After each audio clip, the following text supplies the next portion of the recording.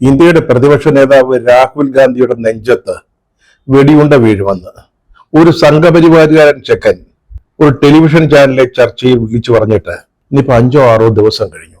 നമ്മുടെ 1-ാം number Kerala police, മഹത്തായ police, ഇതുവരെ അതറിഞ്ഞ ലക്ഷണമില്ല. അല്ലെങ്കിൽ അതിന്മേലൊരു നടപടിയും എടുത്തിട്ടില്ല. കേട്ട പാപം നടിച്ചിട്ടില്ല. വെറുതെക്കാരനെ കുറിച്ചല്ല ഈ സംഘപരിവാരം പറഞ്ഞത്, ഇന്ത്യയുടെ പ്രതിപക്ഷ നേതാവിനെ കുറിച്ചാണ്. ഇതിപ്പോ കേരള പോലീസിന് ഇങ്ങനെ ഒരു സംഭവം നടന്നുവെന്ന് ഓർമ്മിപ്പിക്കാൻ കേരളത്തിലെ കോൺഗ്രസ് പാർട്ടി ഇന്ന് സംസ്ഥാനത്തുടനീളം പ്രതിഷേധ പ്രകടനം നടത്തുക. എങ്കിലേ കേരള പോലീസ് ഈ സംഭവം അറിയത്തുള്ളൂ. ഇതുവരെ അറിഞ്ഞിട്ടില്ല.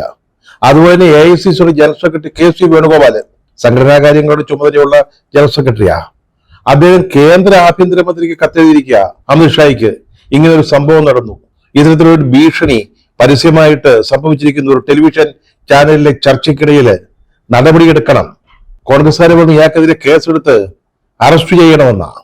എറണാകുളം ജില്ലയിലെ പറവൂരിലെ ഒരു പ്രാദേശിക CPM നേതാവ്, വനിതാ നേതാവാ, അവർ ഈ പാർലമെന്റ് തെരഞ്ഞെടുപ്പിൽ മത്സരിക്കുകയൊക്കെ ചെയ്ത ആളാ. അവര് കൊടുത്ത ഒരു പരാതിയിന്മേല് യൂട്യൂബറായ KM ഷാജഹാനെ പരാതി കൊടുത്ത് ഉടനെ കേസെടുത്ത് മണിക്കൂറുകൾക്കകം, 3 മണിക്കൂറിനകം അറസ്റ്റ് ചെയ്ത ചരിത്രമുള്ള പോലീസാ നമ്മുടെ കേരള പോലീസ്. കേസ് രജിസ്റ്റർ ചെയ്ത് എറണാകുളത്താ, ഷാജഹാൻ ജീവിക്കുന്നത് തിരുവനന്തപുരത്താ. പറഞ്ഞല്ലോ, കേസ് ഔപചാരികമായിട്ട് രജിസ്റ്റർ ചെയ്ത് 3 മണിക്കൂർ കഴിയുന്നതിന് മുമ്പ് ഈ തിരുവനന്തപുരത്ത് ആക്കുളത്തിനടുത്ത് ഷാജഹാന്റെ വീട്ടിലെത്തി പോലീസ് അദ്ദേഹത്തെ അറസ്റ്റ് ചെയ്തു. അറസ്റ്റ് ചെയ്തിട്ട് ഉടനെ നേരെ എറണാകുളത്തേക്ക് കൊണ്ടുപോയി. രാത്രിയിൽ അറസ്റ്റ് ചെയ്ത് 8-9 മണി ആയിട്ടുണ്ടാവും.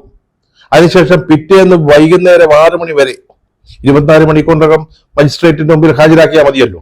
ആ പഴുതുപയോഗിച്ച് പിറ്റേന്ന് വൈകുന്നേരം വരെ പോലീസ് സ്റ്റേഷനിൽ ഇരുത്തി മാനസികമായിട്ട് പീഡിപ്പിച്ചു, ചോദ്യം ചെയ്യൽ എന്ന വ്യാജേന. എന്നിട്ട് അദ്ദേഹത്തിന് ജാമ്യം കിട്ടി, പുറത്തിറങ്ങി. ഈ സംഭവങ്ങൾ നടക്കുന്ന അതേ ദിവസങ്ങളിലാണ് നമ്മുടെ എല്ലാവരുടെയും മൂക്കിന് മുമ്പില് ഒരു ടെലിവിഷൻ ചാനലില് ഒരു ചർച്ച നടന്നുകൊണ്ടിരിക്കുമ്പോ ഈ സംഘപരിവാരം വിളിച്ചു പറയുന്നത് രാഹുൽ ഗാന്ധിയുടെ നെഞ്ചിൽ വെടിയുണ്ട വീഴും, ഒട്ടും സംശയിക്കണ്ടെന്ന്, ഭീഷണി. ഈ കേരളത്തിൽ എന്തൊക്കെയാണ് നടക്കുന്നത്? ഇങ്ങനെയൊക്കെ നടക്കുമോ ഒരു സംസ്ഥാനത്ത്? രാഷ്ട്രീയ പ്രബുദ്ധതയുണ്ട് എന്ന് പറയുന്ന ഒരു സംസ്ഥാനത്ത് ഇത് ഏതെങ്കിലും പ്രാദേശിക നേതാക്കളുടെ തമ്മിലുള്ള തർക്കവും പ്രശ്നമൊന്നുമല്ല. ഇന്ത്യയുടെ പ്രതിപക്ഷ നേതാവിനെ വധിക്കുമെന്നാണ് പറയുന്നത് ഒരാള് പരസ്യമായിട്ട്. മറ്റേതെങ്കിലും രാജ്യത്ത് ഇത് അനുവദിക്കുമോ, സംഭവിക്കുമോ? ന്യൂസ് 18 എന്ന് പറയുന്ന ഒരു ചാനലില്ല അവിടെ നടക്കുന്ന വൈകുന്നേരത്തെ ചർച്ച. അതിനിടയിലാണ് ഈ നേതാവ്, ഇയാൾ ABVPയുടെ, അതായത് RSSന്റെ വിദ്യാർത്ഥി വിഭാഗമായ ABVPയുടെ സംസ്ഥാന പ്രസിഡന്റ് ആയിരുന്നു എന്ന് പറയുന്നു. ഞാൻ അദ്ദേഹത്തെ ആദ്യമായിട്ട് കേൾക്കുകയാണ്, ആദ്യമായിട്ട് കാണുകയാണ്. അപ്പൊ ഈ ബംഗ്ലാദേശിലെ സംഭവവികാസങ്ങളൊക്കെ ഈ ചർച്ചയുടെ ഭാഗമായിട്ട് അവിടെ ഉയർന്നു വന്നു. അപ്പോഴാണ് രോഷം കൊണ്ട് ഇദ്ദേഹം പറയുന്നത് രാഹുൽ ഗാന്ധിയുടെ നെഞ്ചിൽ വെടിയുണ്ട വീഴും, അക്കാര്യത്തിൽ സംശയമൊന്നും വേണ്ടെന്ന്. ബംഗ്ലാദേശിലെ സംഭവവികാസങ്ങളിൽ രാഹുൽ ഗാന്ധിയുമായിട്ട് എന്താണ് ബന്ധം? ബംഗ്ലാദേശിലെ കലാപത്തെ രാഹുൽ ഗാന്ധി എവിടെയെങ്കിലും പിന്തുണച്ചിട്ടുണ്ടോ? ഇല്ലല്ലോ. രാഹുൽ ഗാന്ധി എന്താ ചെയ്യുന്നത്? ഇന്ത്യയിൽ നടക്കുന്ന, അല്ലെങ്കിൽ ഇന്ത്യയിൽ നടന്ന വോട്ട് കൊള്ളയെ കുറിച്ചുള്ള ഒരു പ്രചാരണമാണ് അദ്ദേഹം നടത്തുന്നത്.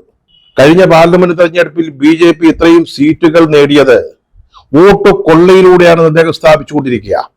അല്ലാതെ ഈ ചർച്ചയിൽ രാഹുൽ ഗാന്ധിയെ വലിച്ചിഴച്ചു കൊണ്ടുവന്നിട്ട് ഒരു കാര്യവുമില്ല. കോൺടെസ്റ്റ് മറ്റൊന്നാണ്. സാറേ, ഈ മോദി ഇന്ത്യ രാജ്യം ഭരിക്കുന്നതിന് മുമ്പ് മറ്റു പല പാർട്ടികളും പ്രധാനമന്ത്രിമാരും ഒക്കെ ഇവിടെ ഉണ്ടായിട്ടുണ്ട്. കോൺഗ്രസ് പാർട്ടി ഇവിടെ തുടർച്ചയായിട്ട് രാജ്യം ഭരിച്ചിട്ടുണ്ട്.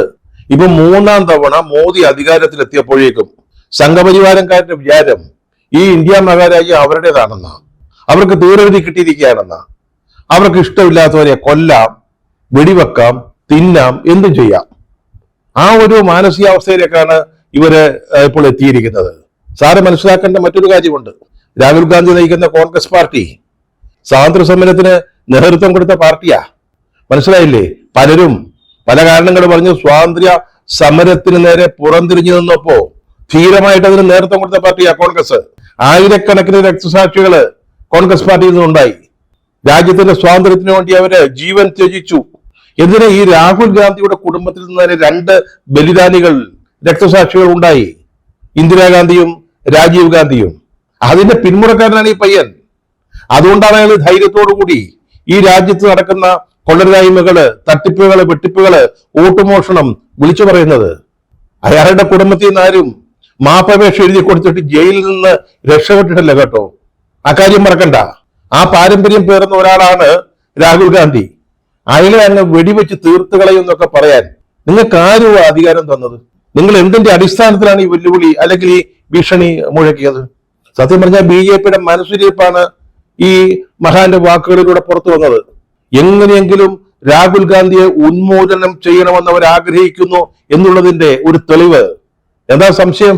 അല്ലെങ്കിൽ ആരെങ്കിലും ഇതുപോലെ പരസ്യമായിട്ട് പറയുമോ? അവർക്ക് പേടിയുണ്ട് രാഹുൽ ഗാന്ധിയെ. രാഹുൽ ഗാന്ധിയുടെ പ്രവർത്തനങ്ങളിൽ അമ്പരപ്പുണ്ട്, അന്താളിപ്പുണ്ട്. അവരുടെ തെരഞ്ഞെടുപ്പ് വിജയങ്ങളുടെ അടിക്കലിൽ തൊട്ടിരിക്കുകയാണ് രാഹുൽ ഗാന്ധി. വോട്ട് കൊള്ളയിലൂടെയാണ് നിങ്ങൾ അധികാരത്തിൽ ഇത്തവണ വന്നതെന്ന് തെളിയിക്കുകയാണ് അദ്ദേഹം. അപ്പൊ സ്വാഭാവികമായ പേടി ഉണ്ടാവും. അതുകൊണ്ടാണ് ഇങ്ങനെയൊക്കെയുള്ള ജൽപ്പനങ്ങൾ ഉണ്ടാവുന്നത്. പക്ഷെ കേരളത്തിലെ പോലീസ് ഉണ്ടല്ലോ, അവരെന്തായിരുന്നു ഈ സന്ദർഭത്തിൽ എടുക്കേണ്ടിയിരുന്ന നടപടി? ഇതേപ്പറ്റി അറിഞ്ഞപ്പോൾ തന്നെ നേരിട്ട് കേസെടുക്കേണ്ടതാണ്. പരസ്യ ഇടത്തിൽ നിന്നുകൊണ്ട് ഒരാളെ പറയുകയാണ് ഇന്ത്യയുടെ പ്രതിപക്ഷ നേതാവിനെ വധിക്കുമെന്ന്, അദ്ദേഹത്തിന്റെ നെഞ്ചിൽ വെടിയുണ്ട വീഴുമെന്ന്. പോട്ട് പോലീസ് നേരിട്ട് നടപടി എടുത്തില്ല എന്ന് വിചാരിക്കുക. ഇവിടെ ആഭ്യന്തര വകുപ്പിന്റെ ചുമതലയുള്ള ഒരു മുഖ്യമന്ത്രിയില്ലേ? അദ്ദേഹത്തിന്റെ കീഴില് സ്പെഷ്യൽ ബ്രാഞ്ചും ഇന്റലിജൻസ് വിഭാഗം ഒക്കെ ഇല്ലേ? ഇന്റലിജൻസിന് തന്നെ ഒരു ADGP ഇല്ലേ? നമ്മുടെ ഇന്റലിജൻസ് കൊള്ളാവുന്ന ഒരു സംവിധാനമാണെന്ന് പേര് കൽപ്പിച്ചുള്ളതാ. അവർക്ക് ഈ റിപ്പോർട്ട് ലഭിച്ചിട്ടില്ലേ? അവരിത് അറിഞ്ഞിട്ടില്ലേ? അവരത് മുഖ്യമന്ത്രിയെ അല്ലെങ്കിൽ ബന്ധപ്പെട്ടവരെ അറിയിച്ചിട്ടില്ലേ? എന്തുകൊണ്ടാണ് ഇതുവരെ ഒരു നടപടി ഉണ്ടാകാതെ ഇരുന്നത്? അത്ഭുതകരമല്ലേ? സർക്കാരിന്റെ ഭാഗത്തെ വീഴ്ചയല്ലേ? റിമാൻഡ് ചെയ്യുക എന്ന ഏക ഉദ്ദേശത്തോടെ KM ഷാജഹാനെതിരെ ഉണ്ടാക്കിയൊരു കള്ളവാർത്ത പോലെയുള്ള കാര്യമല്ല ഇത്. ഇത് കേരളത്തിലെ ജനങ്ങൾ കേട്ടതാണ്. ഇതിപ്പോഴും സോഷ്യൽ മീഡിയയിൽ കിടക്കുന്ന ഒരു കാര്യമാണ്. ഈ ഭീഷണി, ഈ വെല്ലുവിളി. ഷാജഹാന്റെ കാര്യത്തിൽ എന്താ ഉണ്ടായത്?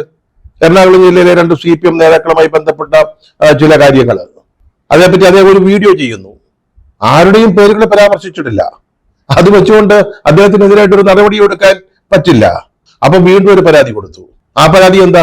നോക്കുമ്പോഴെന്താ, മുൻ മുഖ്യമന്ത്രി ഉമ്മൻചാണ്ടിക്കും കുടുംബത്തിനും ഇതുപോലെ അനുഭവം ഉണ്ടായപ്പോ, പ്രത്യേകിച്ച് ഉമ്മൻചാണ്ടിക്ക് ഇതുപോലെ വളരെ നിന്ദ്യമായ അധിക്ഷേപങ്ങളെ നേരിടേണ്ടി വന്നപ്പോ ഇപ്പോൾ പറയുന്ന ഈ സ്ത്രീപക്ഷവും രാഷ്ട്രീയമായ മാന്യതയെക്കുറിച്ചുള്ള വർത്തമാനം പറച്ചിലൊക്കെ ഇവിടെ പോയി എന്നാണ് അദ്ദേഹം ചോദിച്ചത്.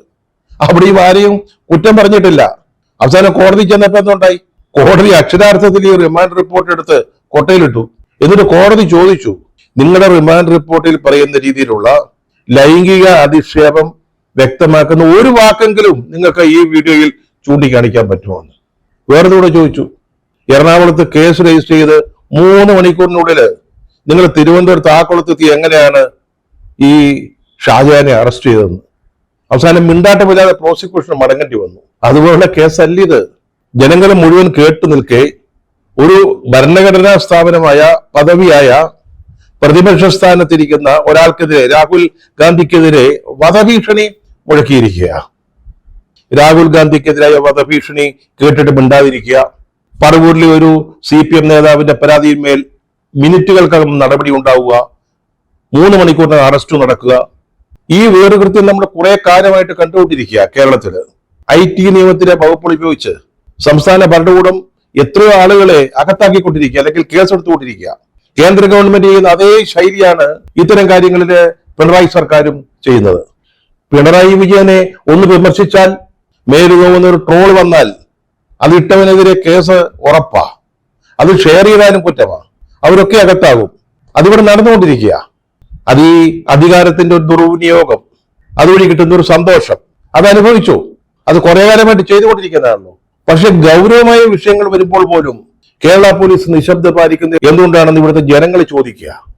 അതിന് മറുപടി ഉണ്ടോ പോലീസിന്? മറുപടി കേൾക്കാൻ, അറിയാൻ ഇവിടുത്തെ ജനങ്ങൾക്ക് താല്പര്യമുണ്ട്.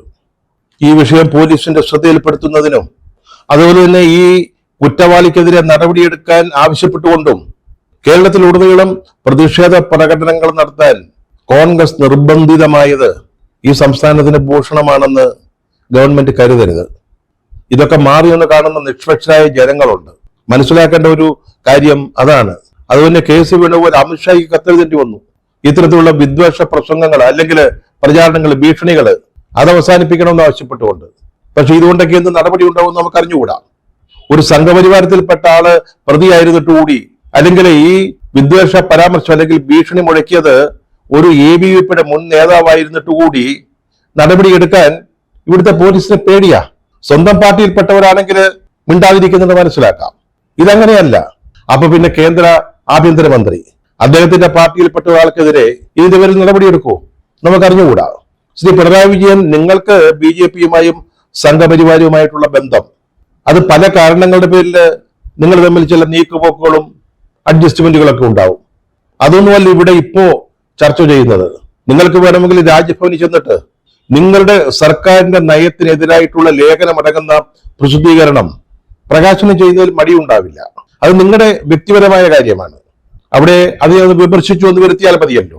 അതുപോലെ തന്നെ ഗുരുമൂർത്തി എഴുതിയ പുസ്തകം, അദ്ദേഹത്തിന്റെ ലേഖനങ്ങളുടെ സമാഹാരം, അത് സന്തോഷപൂർവ്വം ഇങ്ങോട്ട് സ്വീകരിക്കുന്നതിലും അങ്ങേക്ക് യാതൊരു മനപ്രയാസവും ഉണ്ടാവില്ല. ഗുരുമൂർത്തി നടത്തിയ ഒരു പ്രസംഗത്തെ കുറിച്ചാണ് ഇവിടുത്തെ CPM അല്ലെങ്കിൽ സർക്കാർ രാജ്ഭവനെ രാഷ്ട്രീയവേദിയാക്കുന്നുവെന്ന് പറഞ്ഞ് കുറ്റപ്പെടുത്തിയത്. അദ്ദേഹത്തിന്റെ പുസ്തകമാണ് ഇപ്പോ വളരെ ഭക്ത്യാദരപൂർവ്വം സ്വീകരിച്ചിരിക്കുന്നത്. നിങ്ങളുടെ ഒരു മന്ത്രി സജി ചെറിയാൻ അമൃതാനന്ദമയി ആശ്രമത്തിലെത്തിയിട്ട് മാതാ അമൃതാനന്ദമയിയുടെ മൂർധാവിൽ ചുംബിക്കുന്നു, അമ്മയെപ്പോലാണെന്ന് പറയുന്നു. ഒരു കുഴപ്പമില്ല. 10,000-കണക്കിന് ആരാധകരുള്ള ഒരാളാണ് മാതാ അമൃതാനന്ദമയി. പക്ഷേ നിങ്ങള് പണ്ട് ഇതൊന്നും ആയിരുന്നല്ലോ പറഞ്ഞിരുന്നത്. ഈ ആദര പ്രകടനം നടക്കുമ്പോ നിങ്ങളുടെ കൈരളി ചാനലില് പണ്ട് വന്ന ഒരു അഭിമുഖ പരമ്പര, മാതാ അമൃതാനന്ദമയിക്കെതിരായിട്ടുള്ള അഭിമുഖ പരമ്പര, അതിന്റെ ഓർമ്മകള് അങ്ങനെ ഉയർന്നു വരുന്നുണ്ട്. ഇതൊക്കെ നിങ്ങൾക്ക് ശീലിക്കാവുന്ന കാര്യമാണ്. എന്തിന്? ശബരിമലയില് 10 വയസ്സിനും 50 വയസ്സിനും ഇടയ്ക്കുള്ള സ്ത്രീകളെ പ്രവേശിപ്പിക്കുക തന്നെ ചെയ്യുമെന്ന പിടിവാശിയുമായി നിന്ന ഒരു സർക്കാരാണല്ലോ പിണറായി വിജയന്റേത്. ഇപ്പൊ എന്താ? ഇനി അടുത്ത ദിവസം കറുത്ത വസ്ത്രവും ധരിച്ച് ഇരുമുടി കെട്ടുമേന്തി സാക്ഷാൽ പിണറായി വിജയൻ 18-ാം പടി കടന്നു എന്ന് അയ്യപ്പ ഭഗവാനെ ദർശിച്ചാലും തൊഴുതാലും അത്ഭുതപ്പെടേണ്ട കാര്യമില്ല. അങ്ങേക്ക് മാറാൻ ഒരു നിമിഷത്തെ സമയം മതി. 4 വോട്ടിന് വേണ്ടി നിങ്ങൾ എന്ത് ചെയ്യും? പറഞ്ഞതൊക്കെ വിഴുങ്ങും. സ്വന്തം പ്രത്യയശാസ്ത്രത്തെ തന്നെ എടുത്തങ്ങോട്ട് മാറ്റിവെക്കും. ഇതൊക്കെ നിങ്ങൾ ചെയ്തോളൂ. പക്ഷേ നിങ്ങളിൽ അർപ്പിതമായ ചില ഭരണഘടനാപരമായ ഉത്തരവാദിത്തങ്ങളുണ്ട്. അത് നിർവഹിക്കാൻ മറക്കരുത്. അതിലൊന്നാണിത്. ചോദിച്ചോട്ടെ, പിണറായി വിജയനെതിരായിട്ട് ഇതുപോലൊരു പ്രയോഗം വന്നാൽ, അല്ലെങ്കിൽ പിണറായി വിജയൻ നെഞ്ചത്ത് വെടിയുണ്ട വീഴുമെന്ന് ആരെങ്കിലും ഒരുത്തം പറഞ്ഞാല് ഇവിടുത്തെ പോലീസ് വെറുതെ ഇരിക്കുമോ? എന്തിന് പിണറായി വിജയൻ വെറുതെ ഇരിക്കുമോ? അപ്പോഴാണ് പ്രതിപക്ഷ നേതാവിനെ അങ്ങ് തട്ടിക്കളയുമെന്ന് ഒരാള് ടെലിവിഷൻ ചാനലിൽ ഇരുന്നുകൊണ്ട് പ്രസംഗിക്കുന്നത്. മഹാത്മാഗാന്ധിജിയെ വെടിവെച്ചു കൊന്ന ചരിത്രമുള്ള ഒരു രാജ്യമാണ് ഇന്ത്യ. അപ്പൊ ഒരു കൂട്ടര് തീ കൊണ്ട് കളിക്കാൻ തുടങ്ങുമ്പോൾ അതിന്റെ ആരംഭം കാണുമ്പോൾ തന്നെ പോലീസ് ഇടപെടണം. ആ നിമിഷം ഇടപെടണം. അത് പോലീസിന്റെ ഉത്തരവാദിത്തമാണ്.